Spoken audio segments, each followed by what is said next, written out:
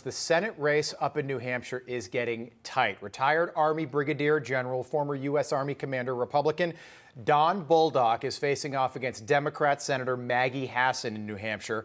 Our very own Tom Basile hit the campaign trail with the general yesterday to find out where he stands on issues that matter most to voters in New Hampshire.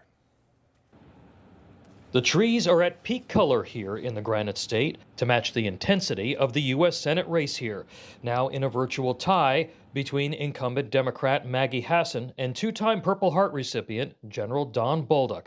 On this morning, we met him in Manchester at what was supposed to be a radio debate. Why do I get the impression that this is not the first time that the senator hasn't shown up for a debate for you? Well, because it's true. She hasn't shown up to a debate with us on several occasions, but I do want to welcome her today to this event. After you, Senator, I have to go down there and take a different approach on these issues, and I will, as I did in the military. Then it was off to the airport diner to shake hands and answer more questions. They write you off at their peril, right?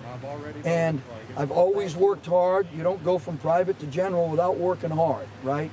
And I'm working hard now, and certainly way harder than her, and I'm doing it the right way. A tour and employee town hall at BAE Systems in Nashua was followed by interviews at the New Hampshire Institute of Politics, where he was joined by his wife Sharon, also an Army veteran.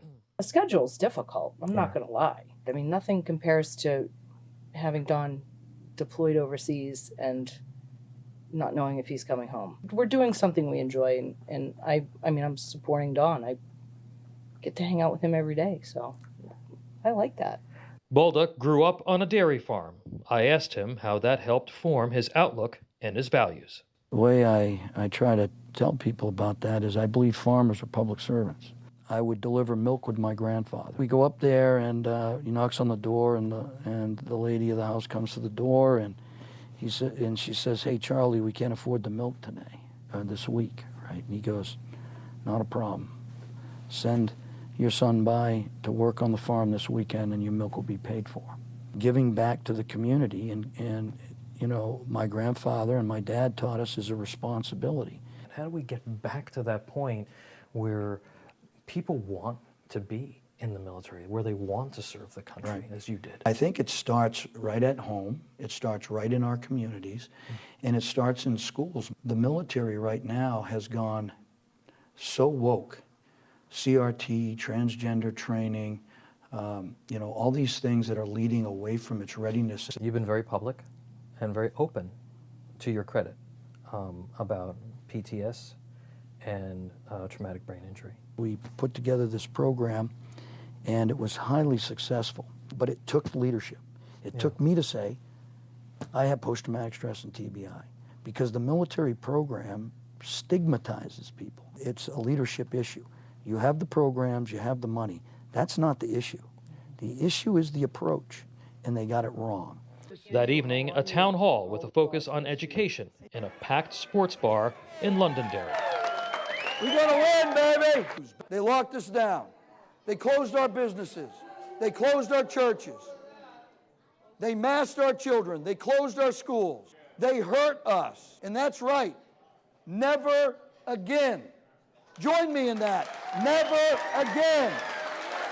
We will take that $80 billion and give it to the Border Patrol so they can hire people and equipment to secure all our borders. We are making a choice between heating and eating. We're optimistic because there's this inherent belief that we have in America's values and principles and our Declaration of Independence and our God-given rights. I mean, if you believe in that, you can only have hope. And then if you act accordingly, then you can have the faith you need in order to be able to persevere. With the polls razor close, after 2 years on the campaign trail, the grizzled veteran turned happy warrior just might have even more reason to smile come November 8th. God bless you, God bless America, and live for your life. Very well done there. Joining us now, Tom Basile. Tom, great job up Thank in New you. Hampshire. Everybody's It's a lot already of fun. dressed like it's winter. I love the state of New Hampshire. Question, where's Maggie Hassan? Nowhere. The Democrat. You know, and she did apparently, when we were up there, she had done a press conference bashing him on Social Security or something like that. People up there are talking about energy prices. And, and the thing that gets me about him is that he's working really hard. 2 Purple Hearts, 5 Bronze Stars, the Legion of Merit. If he were anybody else, if he were a Democrat, he'd be considered a hero.